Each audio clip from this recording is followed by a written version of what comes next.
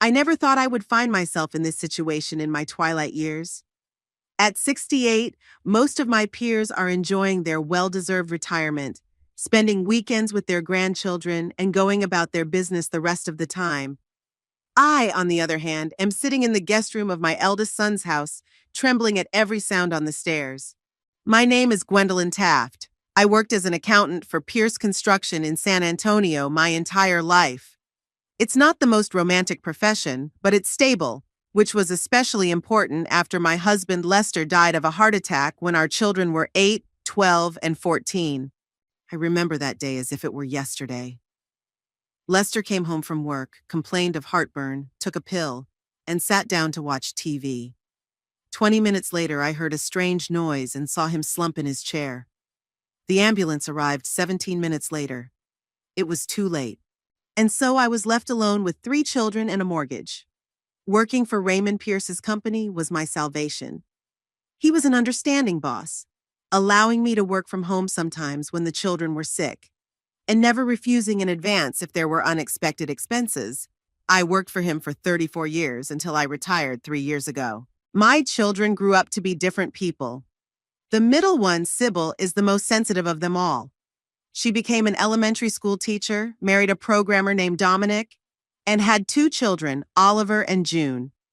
They live in Portland, call regularly, and always send a package with gifts and funny homemade cards from their grandchildren at Christmas. The youngest, Frank, inherited his father's passion for electronics. He graduated from technical college, got a job as an engineer at a telecommunications company, and moved to Chicago. He doesn't call as often as Sybil, but every month he transfers a small amount of money to my account, even though I've told him many times that I can manage on my own. Last year he divorced his wife Paula. They had no children. Frank sounds a little lost on the phone, but he says he's gradually getting used to bachelor life. But the older one, Harlan, he was a difficult child, impulsive, stubborn, and often lied about little things. Lester was better at dealing with his temper, and after my husband died, I didn't always have the strength or patience. Maybe I made mistakes in raising him, or maybe he's just like that. Harlan works as an insurance appraiser and married Daisy at 26, a woman with pretensions of high society, even though she is just an administrator at a fitness club. They have 2 children, Elliot, who is now 15, and Nora, who is 13. My decision to move in with them wasn't spontaneous. After retiring, I continued to live in my small house, which I finally paid off a year before I stopped working. My pension is modest, but it was enough for my basic needs, and I sometimes supplemented my income by doing accounting consulting for small businesses. But last fall, there was a flood that flooded the basement and the first floor, and the insurance only covered part of the repairs. I spent almost all my savings, and the money I had left was barely enough to pay the utilities. Harlan called just as I was trying to figure out how much I could get for my grandmother's silver. "Mom, how would you feel about moving in with us?" he asked with uncharacteristic concern in his voice. "The kids miss their grandmother, and Daisy and I would feel better if you were around. We could rent out the house for some extra income." I didn't agree right away. My relationship with Harlan had always been difficult, and Daisy and I barely spoke at family gatherings. But Harlan kept insisting, and eventually I gave in. I sold most of the furniture, rented the house to a couple for an amount that covered the taxes and insurance, and moved with 2 suitcases to my son's house on the outskirts of San Antonio. The first few days were even better than I had expected. Daisy was unusually friendly, showed me the guest room on the first floor, and gave me a shelf in the bathroom and a spot in the refrigerator. My grandchildren, whom I saw maybe once a year, were wary but polite. "We're so glad you're here with us, Mom," Harlan said, putting his arm around my shoulders. "Don't worry about a thing, just live and enjoy yourself." On the evening of the 3rd day, we were sitting in the backyard. Daisy was barbecuing, the children were playing badminton with the neighbor boys, and Harlan and I were drinking lemonade under a large umbrella. "By the way, Mom," my son said casually, "Daisy and I work a lot, and the kids are teenagers now. They need supervision. Would you mind picking them up from school and making dinner sometimes?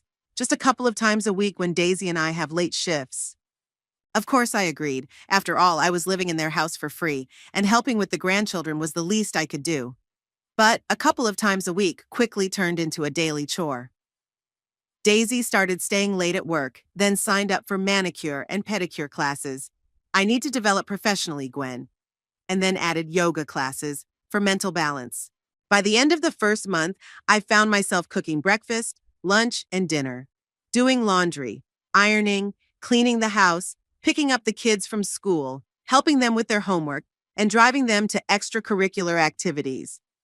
At the same time, my opinion was never taken into account, and any initiative on my part was met with irritation. One day, I made a casserole for dinner using my mother's recipe. "What is this disgusting stuff?" Daisy grimaced, barely glancing at the dish. "You know I don't eat gluten." "But there's no gluten in it," I stammered. "Just vegetables, a little cheese, and—" "I said I don't eat it," she snapped and turned to the children. "Shall we order pizza?" They nodded happily, and Harlan didn't even look up from his phone. Another time, I bought Elliot a new shirt. There was a school holiday coming up, and all his shirts looked worn out. "What are you doing?" Harlan snapped at me when Elliot showed off his new shirt. "Are you trying to show that we can't provide for our own son? Give that rag back and stay out of our business." "I just wanted to help," I tried to explain. "And it's not cheap junk? It's a good quality shirt from—" "Who cares?" Harlan threw the shirt on the floor. "We don't need your charity." After that, he didn't speak to me for a week, and Daisy took every opportunity to make snide remarks about certain pensioners who stick their noses in other people's business. The worst thing was that my grandchildren quickly adopted their parents' attitude. At first, they at least said hello to me, but now they pretended I didn't exist. Elliot, when he thought I couldn't hear him, called me an old hag, and Nora wrinkled her nose and said I smelled old. I tried to talk to Harlan, but he dismissed me. "Stop being so dramatic, Mom. You live in our house for free, so be thankful." My only outlet was the occasional phone call from Sybil and Frank. Sybil always started the conversation by asking how I was feeling and listened carefully to my cautious answers. I didn't complain. I didn't want to ruin the relationship between my brothers and sister, but I think she sensed that something wasn't right. "Mom, you don't have to live with Harlan," she would say. "Dominic and I would love to have you move in with us." "Portland is too damp for my joints, dear," I would joke. "And besides, you have enough room with the children." Frank was less perceptive, but in every conversation he offered financial assistance. "Mom, I can send you more money. Just tell me how much you need." "I have everything I need, son," I replied. "You'd better buy yourself something nice." In contrast to these warm conversations, life at Harlan's house seemed even more depressing. I felt like an unwelcome guest who was tolerated solely because of the benefits I provided. Daisy openly discussed with her friends on the phone how lucky she was to have a free housekeeper and babysitter, while Harlan, if I dared to ask for the slightest help, such as a ride to the clinic, sighed and rolled his eyes. "Don't I have anything else to do? Call a taxi." By the end of the third month, I was seriously considering moving back into my own home, even if it meant going into debt to break the lease. But just then, a phone call came that changed everything. It was Tuesday, around 5 in the afternoon. Daisy wasn't home from work yet, the kids were at practice, and Harlan wasn't due home until 8. I was cooking dinner when my old phone rang. The number was unfamiliar, and I was about to hang up. Telephone scammers harassed me regularly, but something made me answer. "Gwendolyn? This is Raymond Pierce. I don't know if you remember your old boss." Raymond's voice sounded weaker than I remembered, but it was definitely him, with his characteristic hoarseness and slight Texas accent. "Of course I do, Mr. Pierce," I replied, surprised by the call. "How are you?" "Been better, Gwendolyn. Been better," he sighed heavily. "Listen, we need to talk. It's important and not something we can discuss over the phone. Can you come into the office tomorrow at 10? I hesitated. Tomorrow was Wednesday, and I had to pick up Nora from school at 2 and take her to her piano lesson. "This is really important, Gwendolyn." Raymond's voice sounded almost pleading. "I wouldn't bother you if there was anyone else I could ask." "All right, Mr. Pierce," I decided. "I'll be at your office at 10 tomorrow." "Thank you, Gwendolyn, and be prepared for a serious conversation." He hung up, leaving me completely baffled. We hadn't spoken since I retired. What could have happened to make him need me? And why did his voice sound so doomed? The morning was cool, even though it was the end of April. I got up at 5:30, long before the rest of the household, to make breakfast for everyone and get myself ready before meeting Raymond. Thoughts of the upcoming conversation kept me awake most of the night. The Pierce construction office was located in the same building where I had worked most of my life, but much had changed inside. Modern glass partitions had replaced the old walls. Trendy coffee machines and water coolers were everywhere, and young employees with tablets darted back and forth without looking up.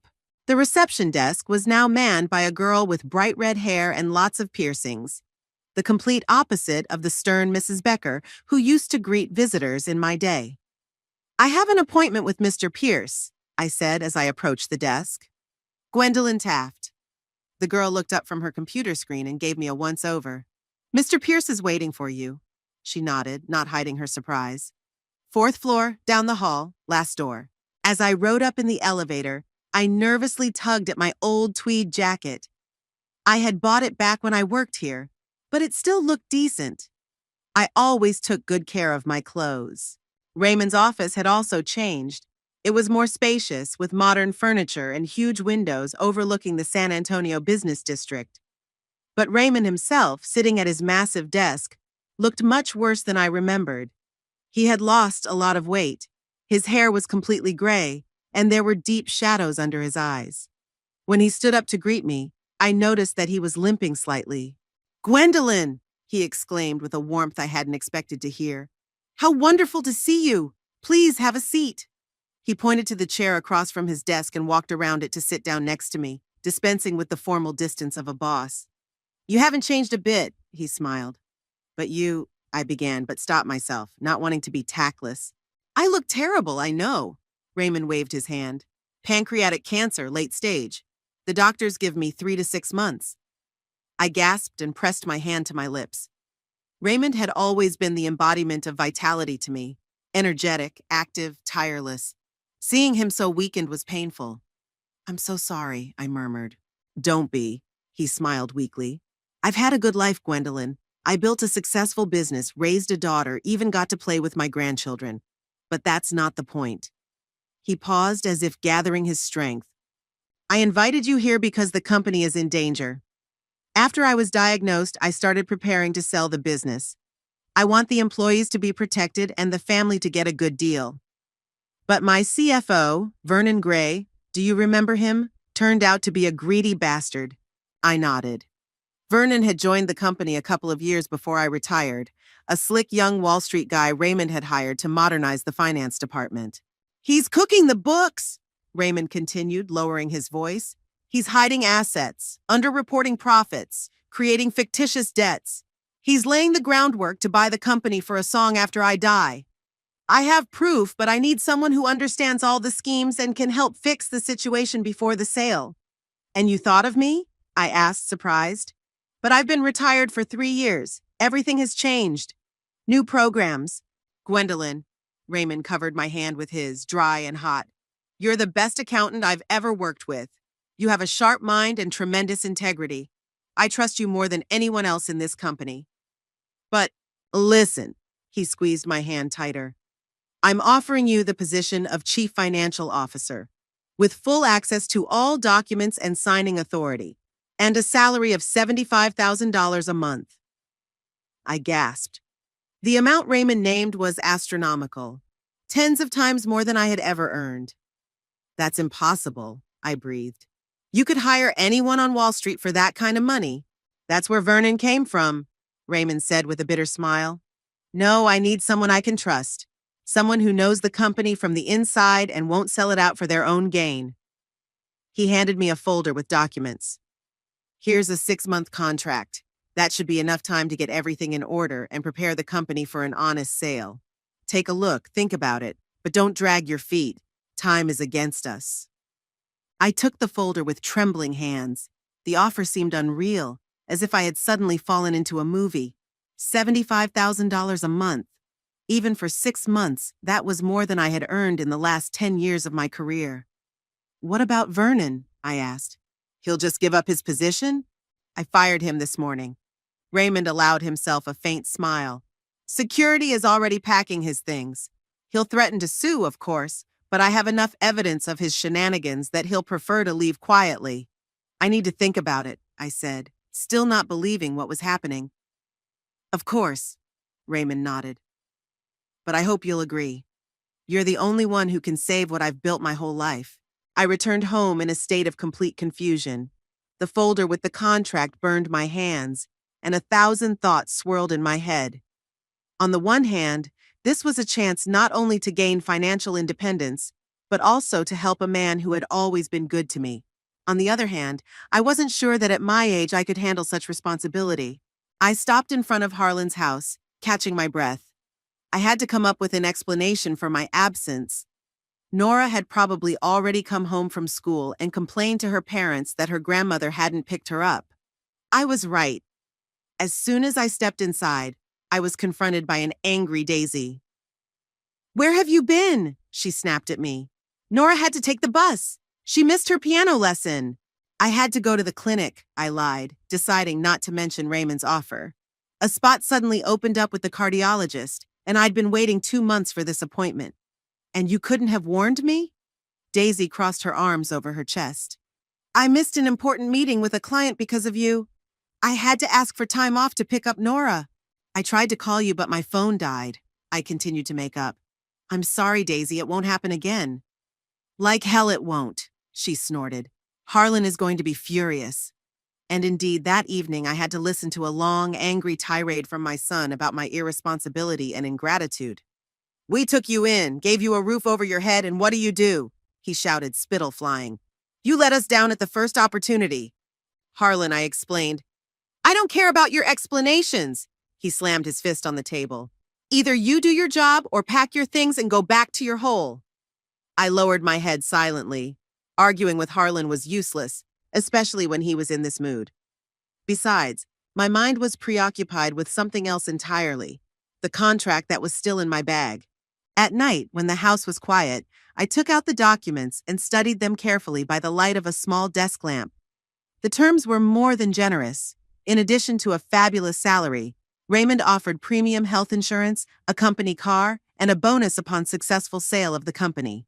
The contract was well written, with no hidden clauses, and even provided for compensation in the event of early termination at the employer's initiative. I spent a sleepless night weighing the pros and cons. By morning, the decision was made. I would accept Raymond's offer. It was not only a chance to help someone who had always supported me, but also an opportunity to regain control of my own life. I called him first thing in the morning, as soon as Harlan and Daisy left for work and the kids went to school. "I accept," I said without preamble. "Great!" Raymond's voice sounded relieved. "When can you start?" "Tomorrow. I'll see you at the office at 9 in the morning, and Gwendolyn, thank you." After hanging up, I thought about how to organize my new life. The first thing I had to decide was whether to tell my family about the new job. After yesterday's scandal, I was inclined to keep it a secret, at least for now. Knowing Harlan and Daisy, I could guess that they would immediately start demanding money for repairs, a new car, or private school for the kids. No, I'd better get on my feet first, save up enough to rent my own place, and then decide what to do next. As a cover story, I made up a story that I'd signed up as a volunteer at the local library, where they needed people to sort books and help visitors.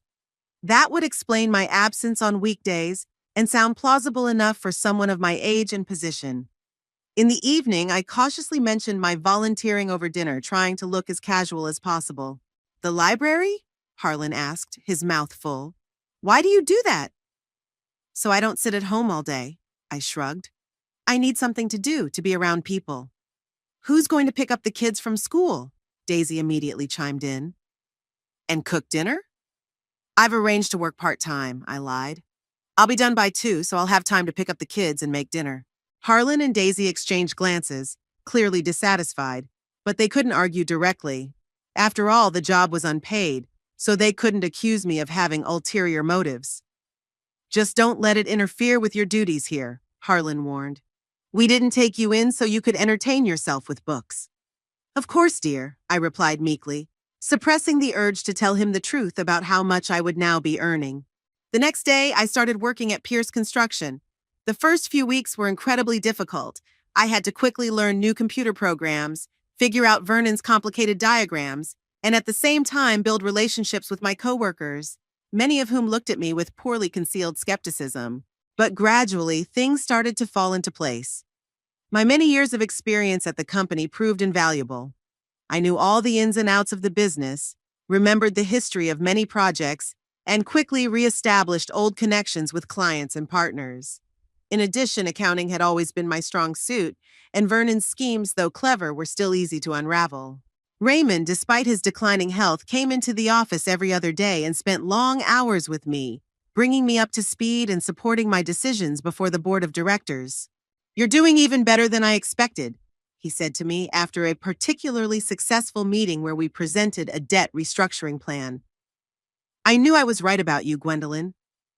His words meant more to me than all the money in the world. For the first time in a long time, I felt needed, competent, respected. It was an intoxicating feeling, especially in contrast to how I was treated at home. At home, the situation was only getting worse. Daisy, unhappy that I now had to divide my time between volunteering and household chores, became even more nitpicky and sarcastic. "You've oversalted the soup again," she grimaced at dinner. "And the laundry isn't ironed properly.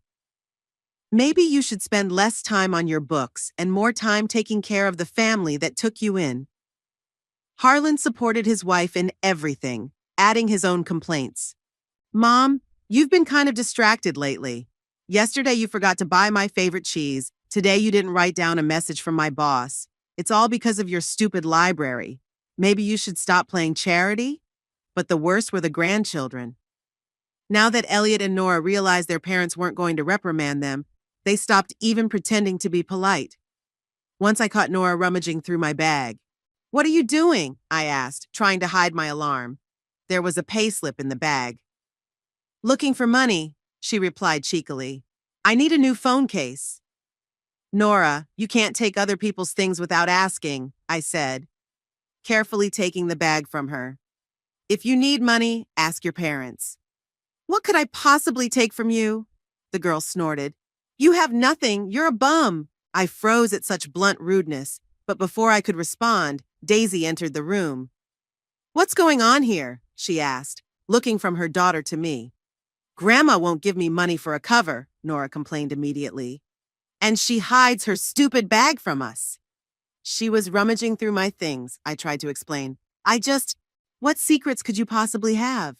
Daisy interrupted. "You live in our house, you eat our food. If my daughter asks you for something, you have to help her." "But, no buts," Daisy cut me off. "Give her the money for the cover since she's asking. I don't think you have anything more important to spend it on." I silently took out my wallet and handed Nora $20, the amount I had been saving for new tights. The girl snatched the bill with a triumphant grin and ran out of the room. "And remember," Daisy poked me with her finger, "no secrets in my house, got it?" After she left, I sat down on the bed trying to stop my hands from shaking. I needed to find a more secure place to hide my work documents. The next time Elliot accidentally spilled orange juice on my favorite blouse, which I had just taken to the dry cleaner in preparation for an important meeting with investors. "Oh, I'm sorry," he said with feigned remorse. "I didn't notice." "It's okay," I sighed, knowing it wasn't an accident. The boy looked too pleased with himself. "Come on, Mom," Harlan interjected as I began to wash the stain. "It's just an old rag. You can buy yourself a new one someday." They laughed, father and son, exchanging knowing glances. I said nothing, but inside I felt a knot of hurt and anger. That night, lying in bed, I allowed myself to really think about how my life would change with my new salary. I could rent a beautiful apartment, buy a car, travel. I could help Sybil and Frank spoil their children. I could cut off all contact with Harlan and his family if I wanted to. It was an intoxicating, dizzying freedom, and I fell asleep with a smile on my face, imagining Harlan's face when he found out the truth. But in the morning, common sense prevailed. I had to proceed cautiously. First, I needed to save up enough money, find a place to live, and perhaps consult a lawyer about the will.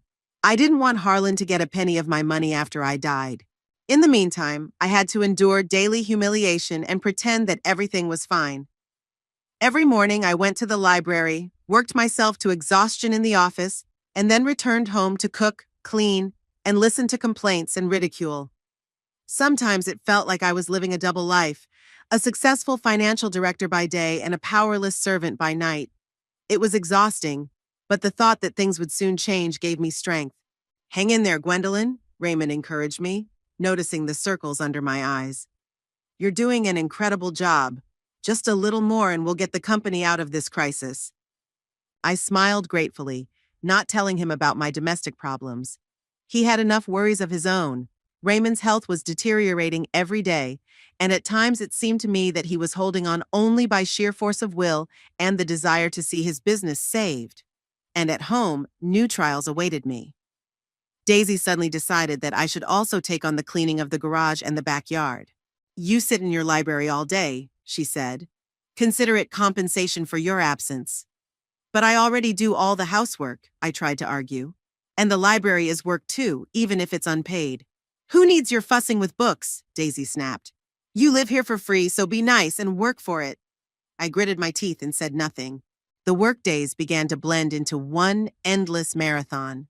I woke up at 5 in the morning, made breakfast for the whole family, packed the kids' lunches for school, and then slipped out of the house quietly while everyone was still asleep. On my way to the office, I stopped at a cafe and bought myself a coffee, a small luxury I could now afford. By 8:30, I was already sitting at my desk, sorting through financial reports and preparing for the next meeting. The work turned out to be more difficult than I had expected. Vernon had left behind a real mess of fake documents, hidden accounts, and confusing transactions, but I methodically, step by step, untangled the knot. "Gwendolyn, you're a miracle," Raymond said as he looked over my reports. "You've done more in 3 weeks than Vernon did in 3 years." "I just know the company," I shrugged, but inside I was beaming with praise. By early June, we had uncovered and corrected most of Vernon's schemes, restored normal relations with key suppliers, and recovered some of the assets he had tried to siphon off through shell companies. There was still a lot of work ahead, but the hardest part was behind us. With my first paycheck, I allowed myself a few small pleasures. I bought a new phone to replace my ancient push-button model, ordered some nice cosmetics, and went to a salon where I got a modern haircut and color to cover my gray. I put the rest of the money in a separate account to save up for my own place. These small changes did not escape Daisy's watchful eye. "Did you get your hair done?" she asked one evening, squinting. "And is that a new phone?" "Yes," I said, trying to sound casual. "There was a volunteer event at the library, free haircuts from hairdressing college students, and Sybil gave me the phone for my birthday." "Your birthday is in November," Daisy remarked dryly. "It's a belated gift," I quickly replied. "She was saving up for it." Daisy clearly didn't believe me, but she didn't pursue the subject. She was more interested in whether I had made the lasagna she had asked for dinner. I felt completely different at the office. There I was a respected professional whose opinion was valued and whose decisions carried weight. Young employees, who were initially skeptical of the old lady from the last century, now came to me for advice and guidance. Even the members of the board of directors, who were initially opposed to my appointment, began to recognize my competence. "Mrs. Taft, you've done an amazing job restructuring the debt with Gardner Investments," Alistair Montgomery, the most conservative and nitpicky of the directors, told me one day. "I think we all underestimated you." I nodded, accepting the compliment, and smiled inwardly, imagining how Harlan would react if he heard his mother being spoken of with such respect. At home, the situation was becoming increasingly tense. Harlan and Daisy seemed determined to squeeze every last drop out of me. Now my duties included not only cleaning the house, cooking and looking after the children, but also laundry, ironing, gardening, walking the dog, and helping Elliot with his math homework. "Mom, you're an accountant," Harlan would say, ignoring my protest that I was tired after a long day at the library. "Explain these fractions to him. I don't have time." "And I do?" I finally snapped. Harlan stared at me as if I had suddenly started speaking a foreign language. "Of course you have time," he said slowly. "What else do you do? Your volunteer work is just a hobby that we graciously allow you to do." "I'm a person too," I said quietly. "I have my own things to do and needs to fulfill." "What other needs?" he snorted. "You have a roof over your head and food to eat. What more do you want? Instead of complaining, you should be grateful that we took you in." There was such sincere conviction in his voice that I realized it was useless to argue. He truly believed that he was doing me a huge favor by letting me live in his house and that I should be immensely grateful for it. I said nothing, swallowing my resentment, and went to help Elliot with his math. The boy greeted me with undisguised contempt. Don't think I'm going to listen to some old woman. Just do my homework for me. I took a deep breath, reminding myself that things would soon change. Just a little longer, and I would be able to leave here with my head held high. Raymond noticed my state, and once, after a meeting, he kept me in his office. Is something wrong, Gwendolyn? He asked with genuine concern. You look exhausted. I wanted to brush it off, to say that everything was fine, but suddenly I felt that I couldn't keep it all inside anymore. And I told him about my life with Harlan and his family, about the constant humiliation, about how hard it was to lead a double life. Raymond listened attentively without interrupting, and when I finished, he shook his head. Gwendolyn, why do you put up with this? You now have the means to live on your own. I'm saving up for a place, I explained. I want to have a nest egg before I take the plunge. That's wise, he nodded. But don't forget that life is too short to waste on those who don't appreciate you. His words struck a chord with me, especially considering his own situation. Raymond was fading away before our eyes.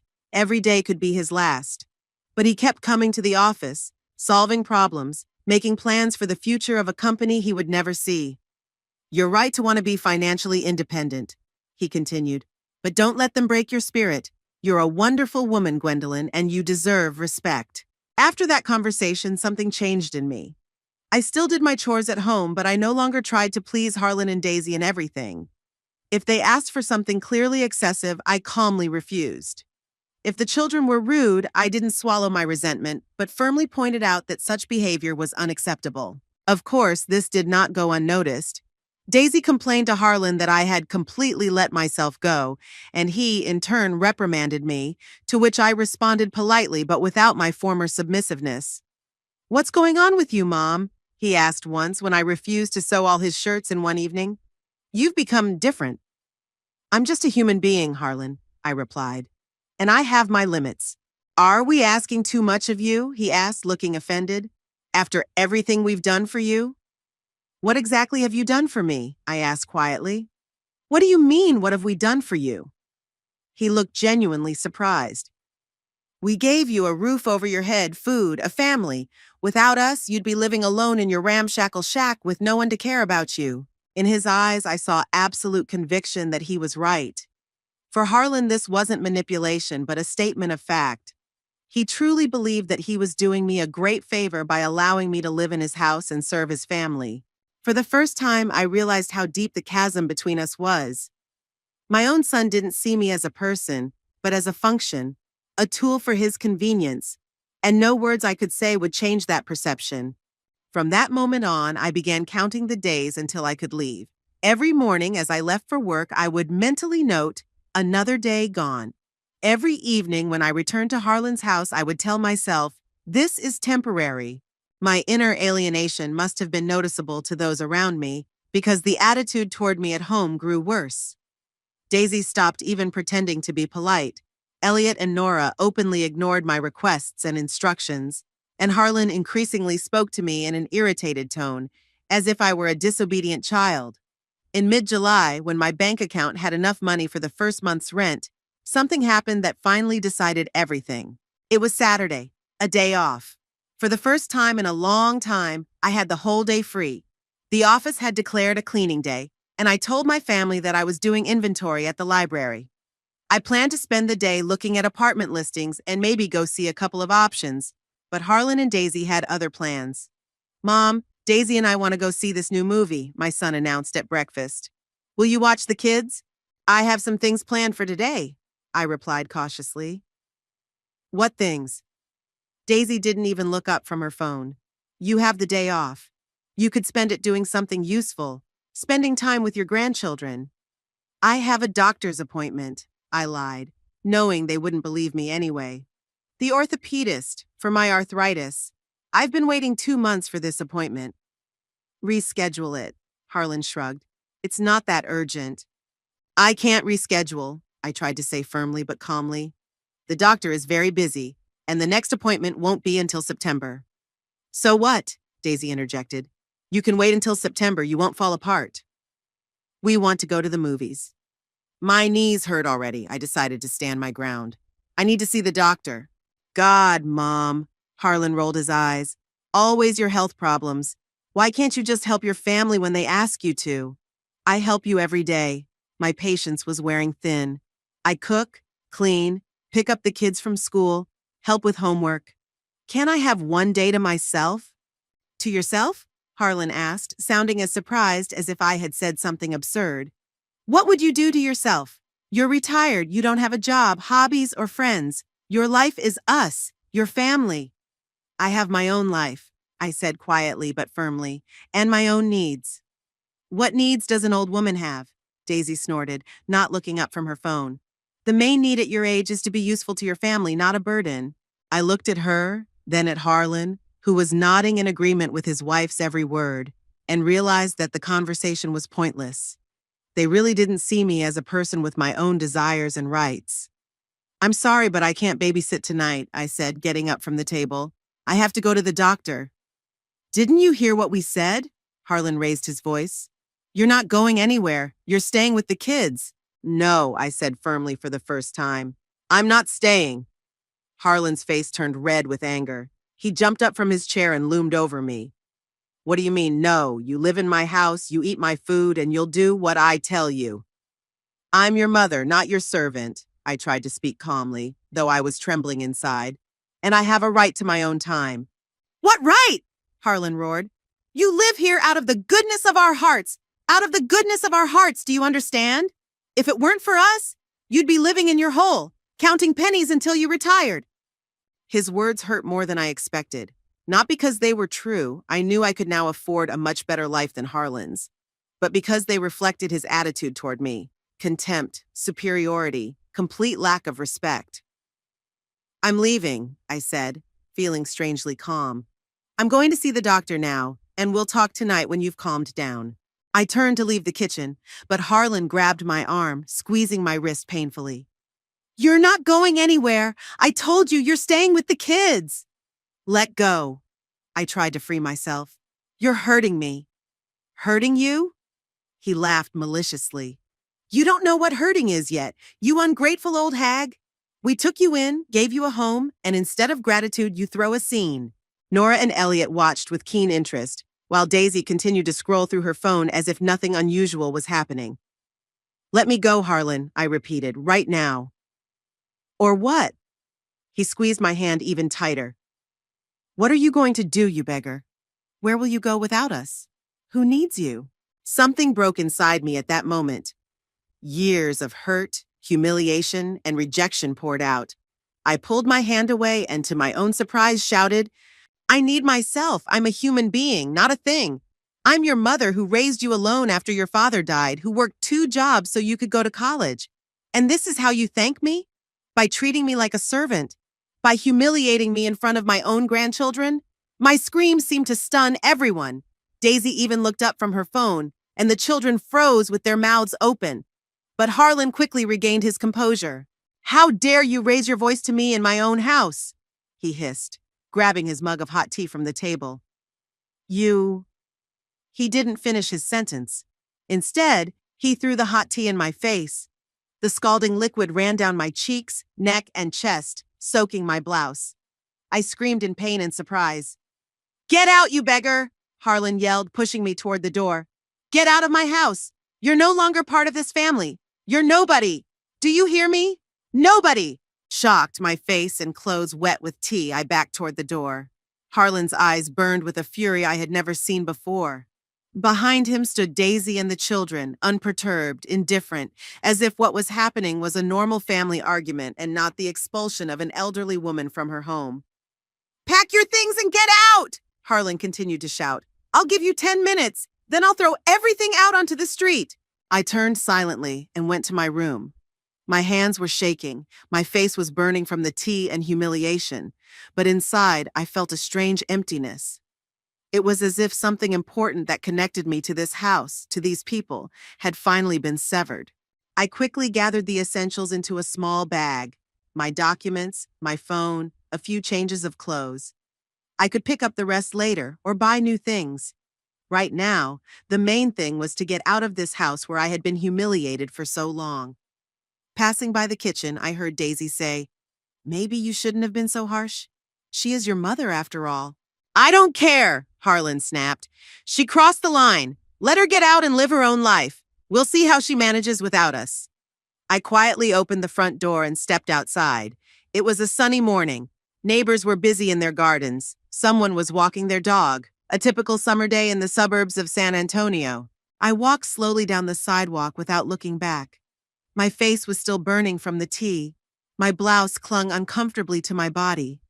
But strangely, I felt lighter than I had in months.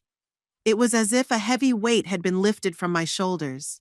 Where to now? I thought, stopping at the corner. I had a decent amount of money in my account, but no place to stay.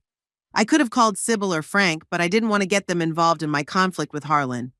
I took out my phone and called a taxi to the nearest hotel. After all, I could afford it now. And then there would be a new life, one with no place for those who didn't know how to appreciate and respect others. Sitting on a bench waiting for the taxi, I suddenly caught myself smiling. For the first time in a long time, I felt truly free. The Riverview Hotel turned out to be a real lifesaver. The spacious room with air conditioning, a soft bed, and a large bathroom seemed almost like a palace to me after the cramped guest bedroom at Harlan's house. The first thing I did was take a long hot shower, washing away not only the sticky traces of tea, but also all the negativity of my past life. Red burn marks remained on my skin, but fortunately they weren't too serious. The hotel manager, noticing my condition, offered to bring a first aid kit, and now I carefully applied healing ointment to the affected areas. When I was done, I sat down on the edge of the bed and allowed myself to fully comprehend what had happened for the first time that day. My own son had kicked me out of my home. He had poured hot tea on me, called me a beggar, and thrown me out onto the street like a piece of trash. And he had done all this in front of his wife and children, who did nothing to stop him. Strangely, instead of the despair I expected, I felt only emptiness and a slight bitterness. It was as if the last thread connecting me to Harlan had finally snapped, freeing me from any illusions or hopes that our relationship would ever work out. I took out my phone and, after a moment's hesitation, dialed Raymond's number. Despite it being his day off, he answered almost immediately. "Gwendolyn? Is something wrong?" His voice sounded concerned, and it touched me unexpectedly. Holding back tears, I briefly told him what had happened. "My God," Raymond exhaled when I finished. "That's terrible. Are you okay? Do you need medical attention?"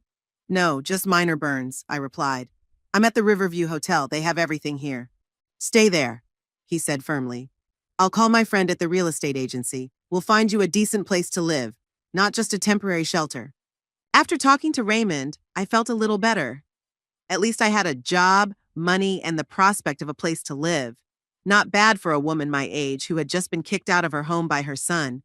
My next call was to Sybil. I didn't want to disturb her on her day off, but I felt I had to tell at least one of my children what had happened, before Harlan did in his version. "Mom?" Sybil answered, surprised. "You rarely call on Saturdays." "I'm not living with Harlan anymore," I said, deciding not to beat around the bush. "What? Why? What happened?" I told her everything, trying to be objective and not exaggerate, although some details, like the hot tea thrown in my face, still made her gasp in outrage. "Oh my God, Mom, that's awful!" she exclaimed when I finished. "Do you want Dominic and me to come over? Or you can fly out to Portland." "No, honey," I replied gently. "I'll be fine. I have a job and money for housing." "A job?" Sybil asked. "You mean volunteering at the library? But does that pay?" And then I decided it was time to tell the truth. At least to Sybil, the most sensitive of my children. "Actually, I don't work at the library," I confessed. "I'm the chief financial officer at Pierce Construction. I make $75,000 a month." There was silence on the other end of the line, and then Sybil burst out laughing. "Mom, you're joking, right? $75,000 a month? That's It's true," I said calmly. "Raymond Pierce, my former boss, offered me the job 2 months ago. I kept it a secret from Harlan and his family because Well, you know why. We talked for almost an hour. Sybil bombarded me with questions about my job, my plans for the future, and offered to come and help again. I assured her I could manage on my own, but promised to keep her posted. After talking to my daughter, I called Frank. My younger son's reaction was more subdued. He had never been particularly emotional, but I could sense his genuine outrage at Harlan's behavior and his relief that I was okay. I was awakened in the morning by a call from Raymond. Gwendolyn, my friend Marcus from the real estate agency has found something special for you. It's an apartment in River Heights, a new gated community with a pool and a spa. It's a 2-bedroom with a view of the river. If you're interested, he can show it to you today.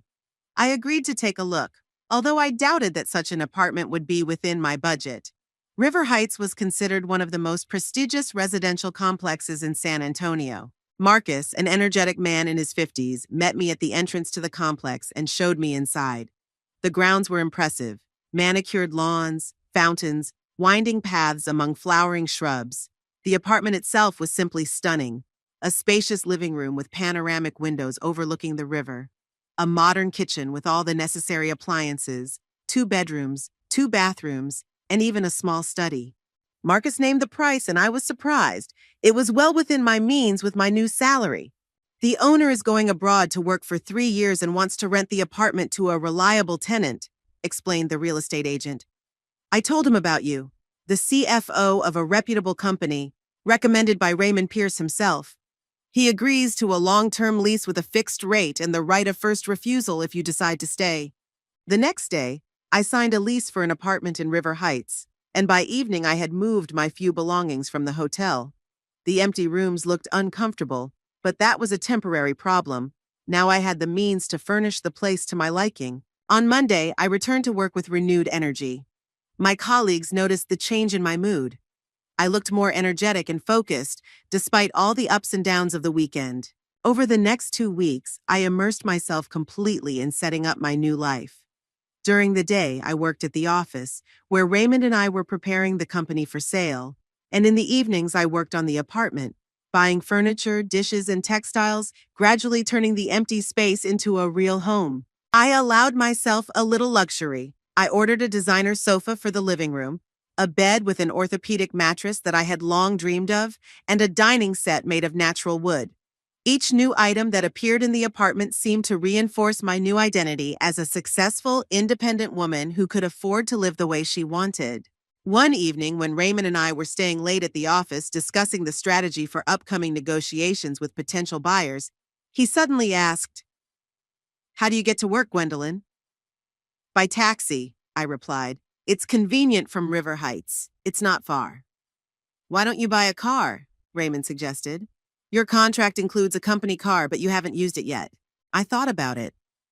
Indeed, there was a clause in the contract about a company car, but with moving from Harlan and settling into my new apartment, I simply hadn't had time to look into it. "I haven't driven in years," I admitted. "After Lester died, we only had one car, and Harlan took it when he left for college. After that, I just got used to taking public transportation." "But you know how to drive?" Raymond asked. "Of course. I just haven't practiced in a while." "Then it's settled," he smiled his characteristic determined smile. "Tomorrow we're going to pick out a car for you, and not just any boring little runabout, but something befitting your new status." The next day, despite his failing health, Raymond personally drove me to the car dealership. Not just any car dealership, but a Jaguar dealership, one of the most prestigious in the city. "Raymond, this is too much," I protested when I realized where we had arrived. "I don't need such an expensive car."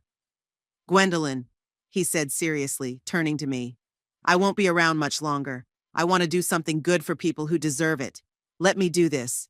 The sales manager, who recognized Raymond, greeted us with open arms and led us into the showroom where shiny cars stood, each worth more than I had earned in my entire life. "You need something elegant but with character," said the manager, looking me up and down. "Let me suggest the F-Type. It's our sports convertible. Amazing handling, acceleration from 0 to 60 in 4 seconds, and absolute comfort." He led us to a gleaming dark blue car with a cream-colored leather interior. The car looked like a work of art, sweeping lines, predatory headlights, and elegant curves. The manager arranged a test drive, and 20 minutes later, we were leaving the showroom in an F-Type with an instructor in the passenger seat. Raymond stayed in the showroom.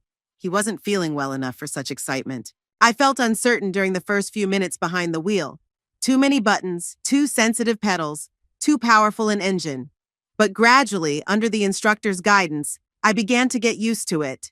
And when we pulled onto the highway and I truly felt what this car was capable of for the first time, I was overcome with a wave of pure delight. "You're doing great," praised the instructor. "For someone who hasn't driven in a long time, you have excellent reflexes." Back in the showroom, I knew I couldn't give up this car. It seemed to embody my new life. Bright, fast-paced, full of possibilities. 2 days later, I became the owner of a new Jaguar F-Type, a dark blue beauty that now stood proudly in my parking space at River Heights. The company paid for the car in full as part of my severance package and even arranged for me to take intensive driving lessons with a professional instructor. It was like the world had been opened up to me. With my own apartment, a prestigious job, and a luxury car, I felt 10 years younger. I was literally bursting with energy. I took long walks along the waterfront, joined the pool at our complex, and even started taking yoga classes for seniors. My physical transformation continued as well. I updated my wardrobe, choosing elegant but modern clothes that flattered my figure, rather than hiding it under shapeless robes, as I had done before. A stylist at a fashion salon gave me a new haircut and taught me how to apply natural makeup that refreshed my face without making it look vulgar.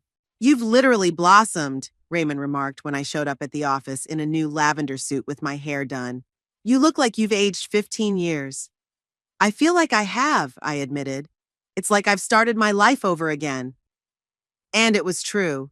For the first time in many years, I felt like I wasn't just a function, a mother, a grandmother, a housekeeper, but a complete person with my own desires, ambitions, and the right to happiness. I talked regularly with Sybil and Frank, who were delighted to see the changes in me. Sybil even flew in for the weekend to see my new apartment and, of course, my car. "My goodness, Mom, you look amazing," she exclaimed, hugging me at the airport. "And that's your car? Seriously?" We had a wonderful weekend, walking around the city, dining at nice restaurants, talking about everything under the sun. Sybil admitted that she had never seen me so happy and energetic. "You know, I always worried about you," she said, as we sat on the balcony of my apartment, sipping wine and watching the sun set over the river. "I was afraid you'd end up living alone in your old house, counting every penny. And then, when you moved in with Harlan, I felt something was wrong, but I didn't know how bad it was." "I didn't realize how bad it was either," I admitted. "Not until I had a chance to see it from the outside." After she left, Frank came to visit me. He took 3 days off work and flew in from Chicago. When he saw my new life, he just shook his head respectfully. "Wow, Mom, you showed us all up. We had a wonderful time together." Unlike my sister, Frank was more practical and helped me with a few technical issues. He set up my computer, installed a security system in the apartment, and even hung shelves in the closet.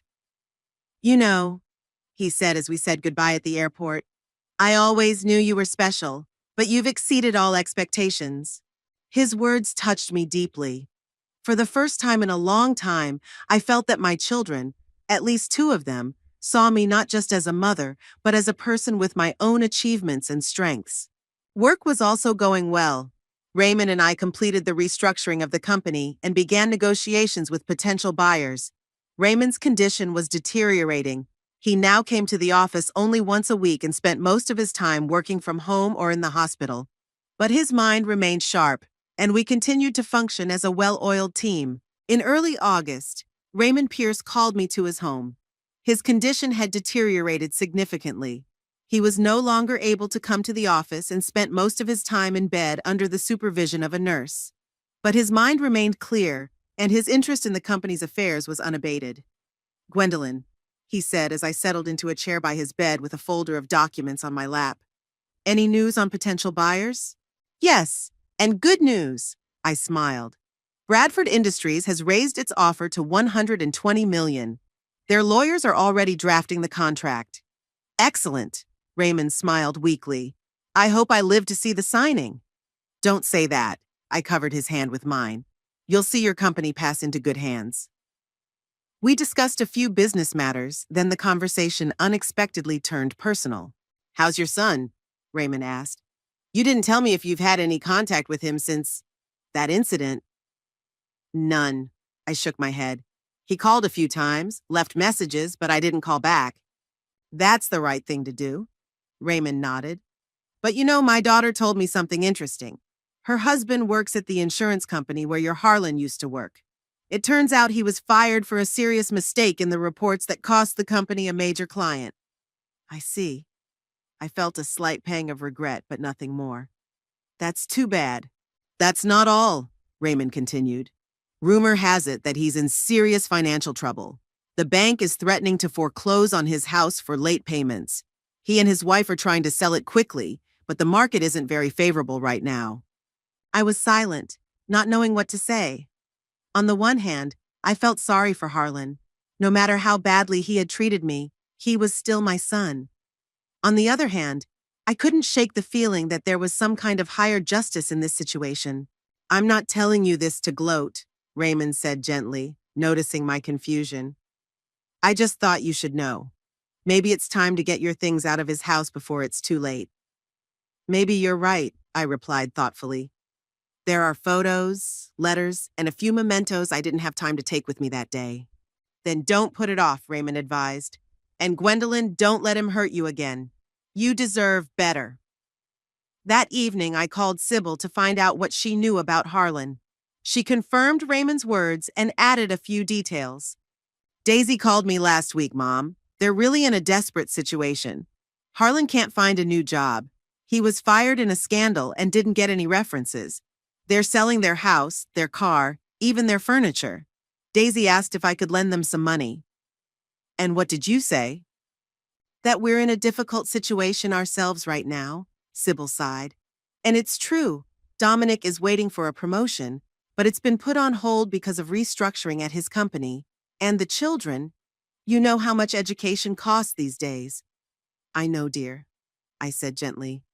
You did the right thing. Mom, Sybil's voice grew quieter. Don't you think you should help them? I know Harlan did a terrible thing, but he's still your son. I thought about it. Did I really want to help Harlan after everything he had done to me? After all the humiliation? After he had thrown me out of the house and poured hot tea on me? I don't know, I replied honestly. I need to think about it. But first I want to get my things. I'll call him tomorrow and arrange a meeting. After talking to Sybil, I sat on the balcony of my apartment for a long time, looking at the lights of San Antonio at night and thinking about the vicissitudes of fate. 4 months ago, I was a powerless pensioner living in my son's house as a free servant. And now I was a successful financial director with a luxurious apartment and a sports car. And now Harlan, who had treated me so cruelly, found himself in a desperate situation. Was there some kind of higher justice at work here? Or was it just a coincidence? What should I do now? Help him or let him reap the rewards of his actions? In the morning, I called Harlan. He answered almost immediately, and there was a strange excitement in his voice. Mom? Is that you? Yes, Harlan, I tried to speak calmly. I'd like to pick up my things that are still at your place. When can I come over?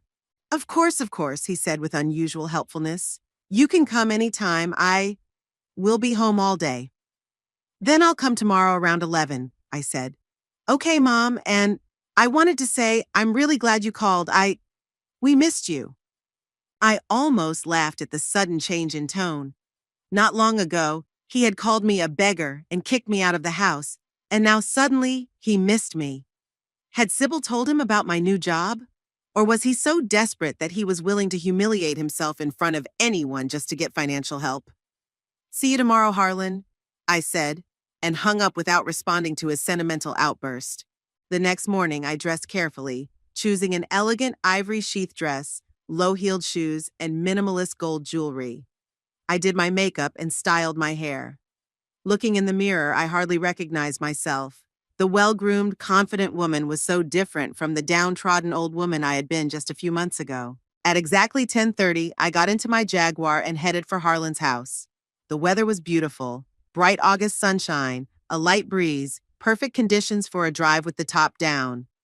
The car glided smoothly along the roads, attracting admiring glances from passers-by and other drivers. Who would have thought that at 68 years old, I would be driving a sports convertible and enjoying every minute of it? When I turned onto the street where Harlan lived, my heart involuntarily began to beat faster.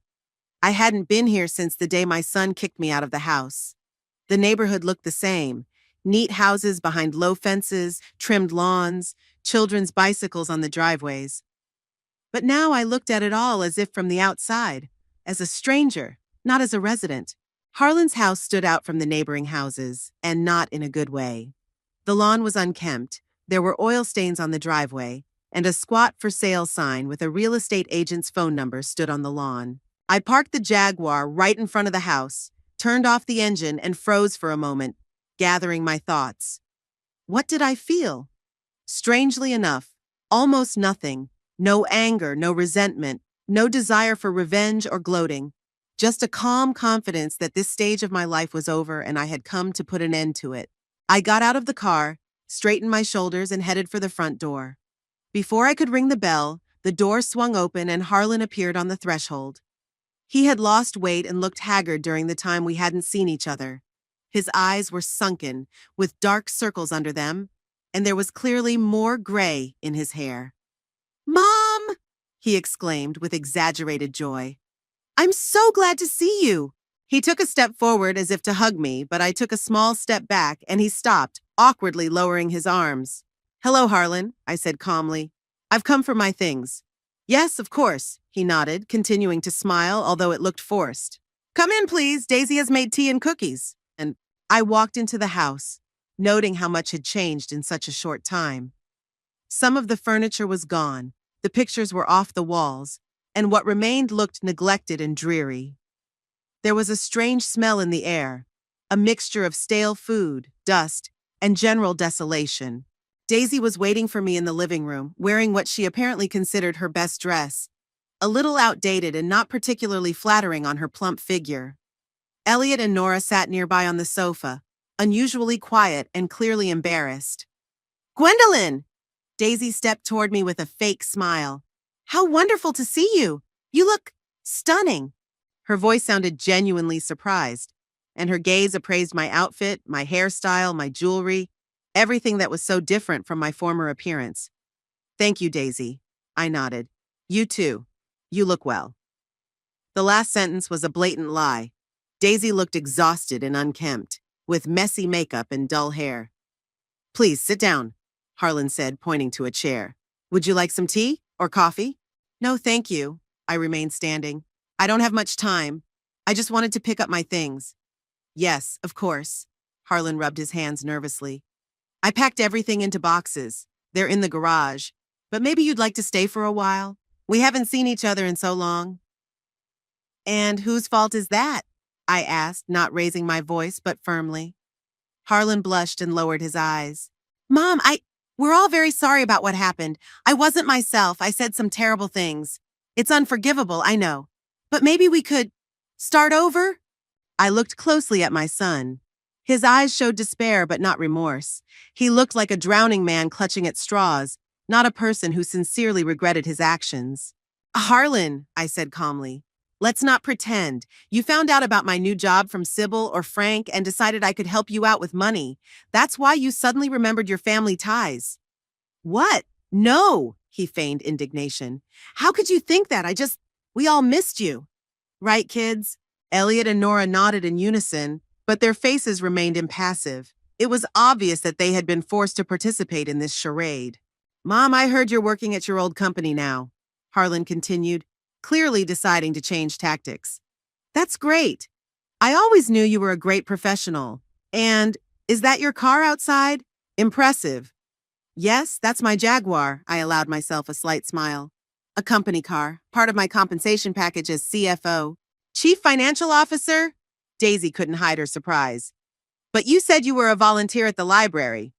"I lied," I replied simply. "I didn't want you to know about my real job and salary." "Salary?" Harlan leaned forward.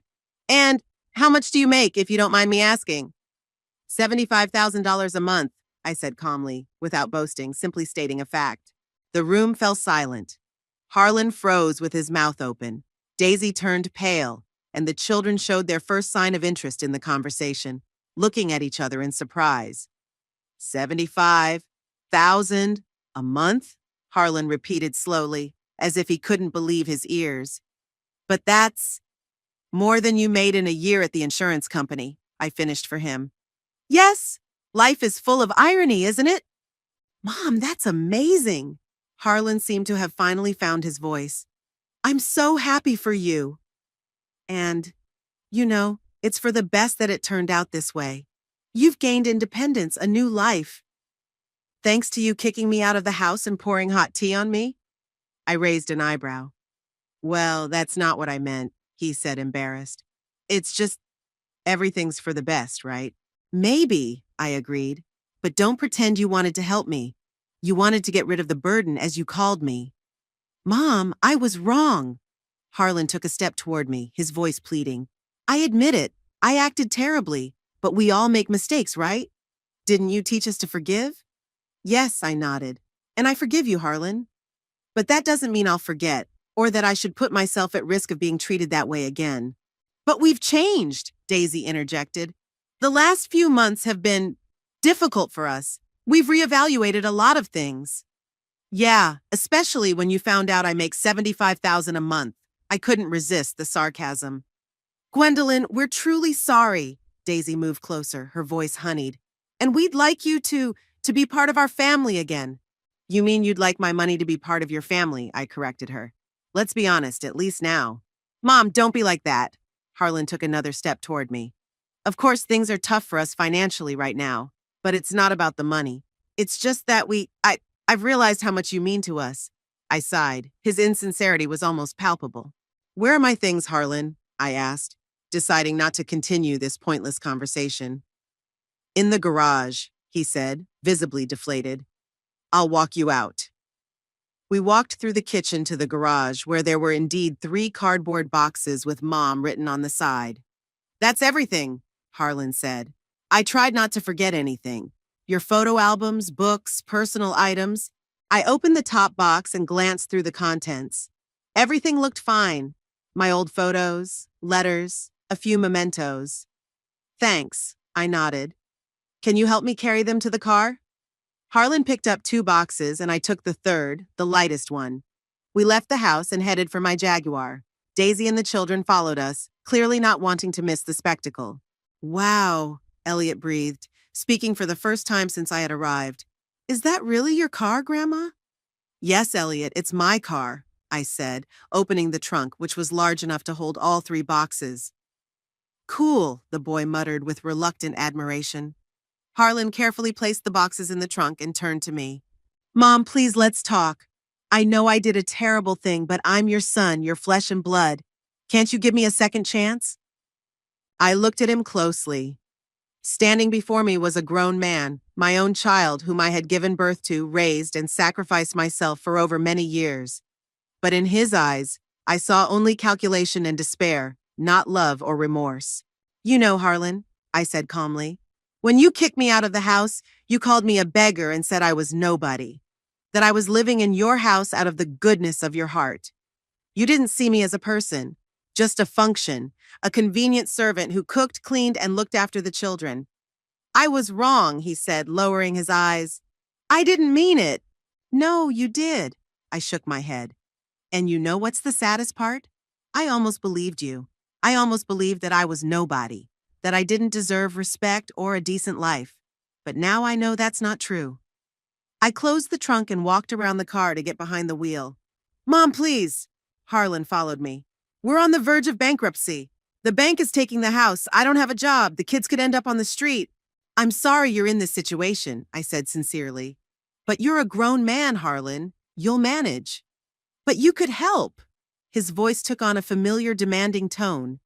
You make a fortune, and your own son could end up homeless. Like you once said to me, I opened the car door, let's see how you manage without us. Now it's your turn to find out the answer to that question. You can't do this. Harlan's voice became hysterical. I'm your son.